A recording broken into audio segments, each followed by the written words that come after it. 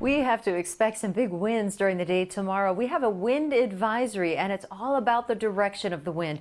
They will be gusting out of the southwest, so that's going to tap some warmer air to the south and really bring our temperatures well above average. Normal high is 47. Tomorrow, I'm forecasting 65 degrees. So winds will be sustained at 20 to 30 miles per hour out of the southwest and gusting 40 and 45 miles per hour.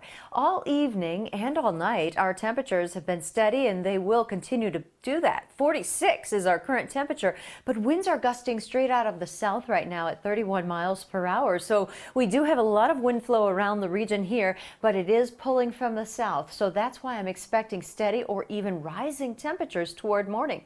We also have some scattered clouds showing up on our satellite review.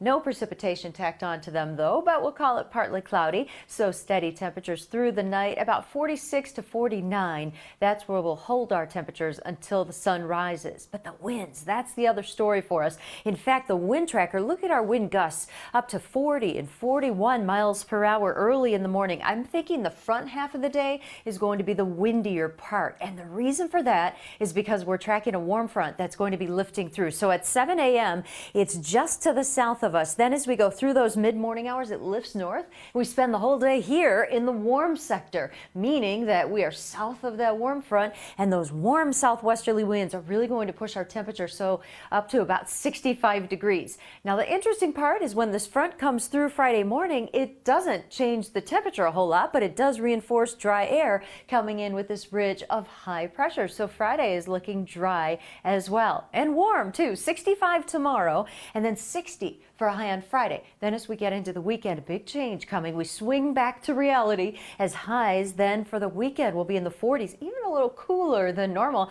and we're going to stay in the 40s through next week. Now I was looking at our computer runs here for rain on the weekend, and now a lot of the energy from the weekend storm on Saturday anyway is going to stay to the south of us, it's looking like, but by Saturday night into Sunday morning, that's when we start to get that push of moisture. So it'll be kind of raw and blustery during the day on Sunday with scattered rain showers. So just keep that in mind. So a wind advisory up tomorrow for those gusts of 45 miles per hour and a high of 65 degrees. Beautiful trend here to close out the week. I hope you can get outside, get some fresh air just to take a break. Brad, Marie? I'm planning my walk already. Thank you, Mary Kay. Thanks, MK.